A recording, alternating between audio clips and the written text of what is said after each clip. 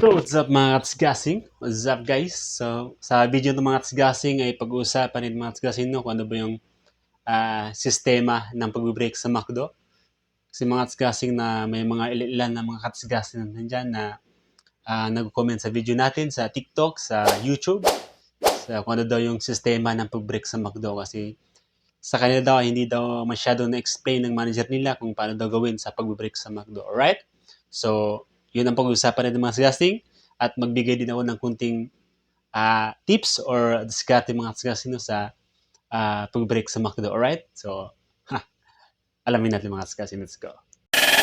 So, what's up mga kadiscussing? Right, it's right. So, right mga kasgasing.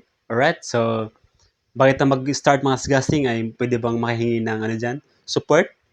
And pa-subscribe din mga kasgasing, no? Pa-share and pa-like din mga kasgasing para may malaman ng mga kasgasing natin dyan na may mga ganitong video na kunting kaalaman about sa McDo. May mga gustong apply sa McDo. So, advance kaalaman to mga tsigasing. Alright?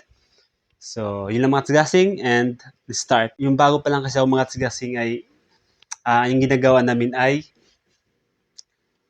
sa pag-break sa McDo, ang sabi sa amin ng manager ay pag nag-break kayo, magpaalam muna kayo sa manager, sa nakatoka sa ng manager, and then pag pinayagan kayo, doon kayo magpa-punch ng break. Bago kayo magpa-punch ng break, punta muna kayo sa biometrics, mag-ano muna kayo doon, breakout, and tsaka kayo magpa-punch ng break.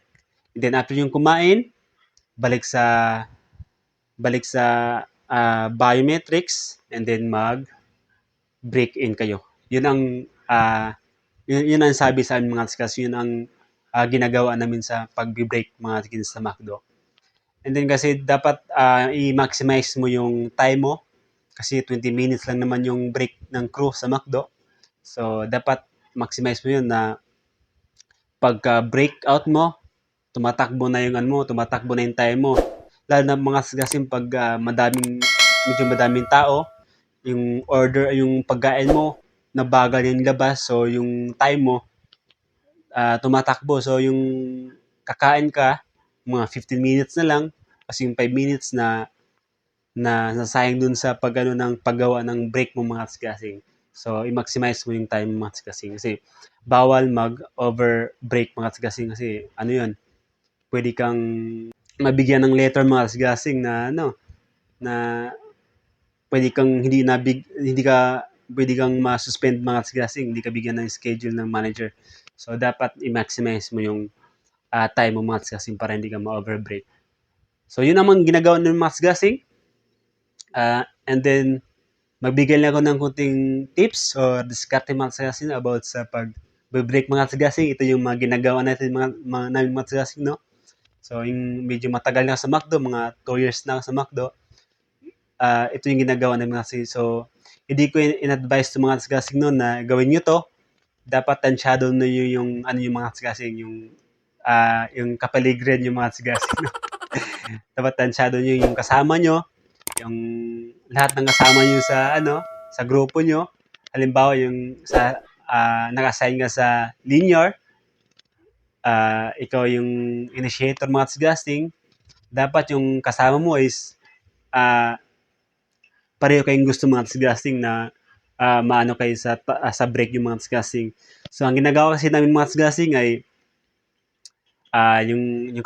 yung kasama ko sa linear ay nag-usap-usap kami na mag-break tayo ng 1 hour or 30 minutes. Yun ang ginagawa natin mga kasing na so pag pumayag siya, and then yung prepping din mga kasing, dapat kavibe yung mga kasing, kaibigan yung mga kasing para walang gulo para walang sumbungan na gaganap mga kasing. So, yun ang ginagawa ng mga kasing. So,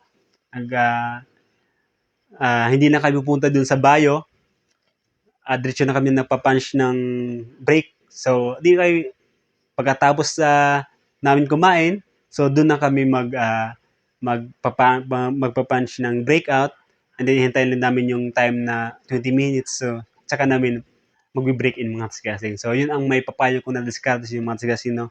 Dapat din na tansyado din yung time yung mga tsgasing.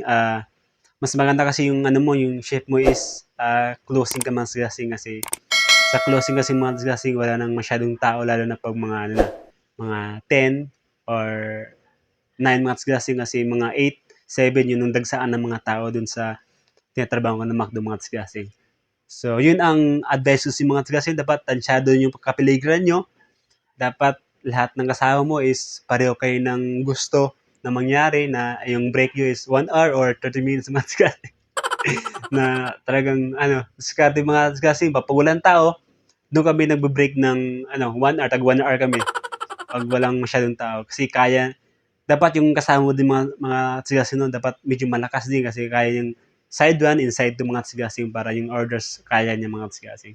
So, yun ang ginagawa namin mga tsgasing, no? Yun ang payo ko mga tsgasing na diskarte. Pero, hindi ko masabi yung mga tsgasing na gawin yung mga tsgasing nga, dapat, din, tansyado yung mga tsgasing kasi may mga kasama nyo na sip-sip, kunwari, pumayag din sa gusto nyo, pero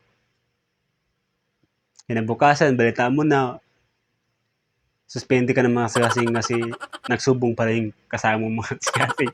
So, yun ang ano namin mga tsgasing. So, yun lang mga tsgasing, no? Sana may natutunan kayo sa video na to. Mga kabalastugan na ano. So, lahat ng nagko-comment dun sa sana may natutunan kay mga tsgasing sa video na to. Alright? So, yun lang mga tsgasing. Sana may sana mapadami pa tayo mga tsgasing, no? So, shoutout sa mga natin dyan, subscribers. So, may 120 na tayo mga tsgasing. Kunti na lang mga tsgasing. Maraming salamat sa lahat ng subscribers natin dyan. So, yun lang mga tsgasing. Maraming salamat and see you sa next video natin. Alright, so let's go.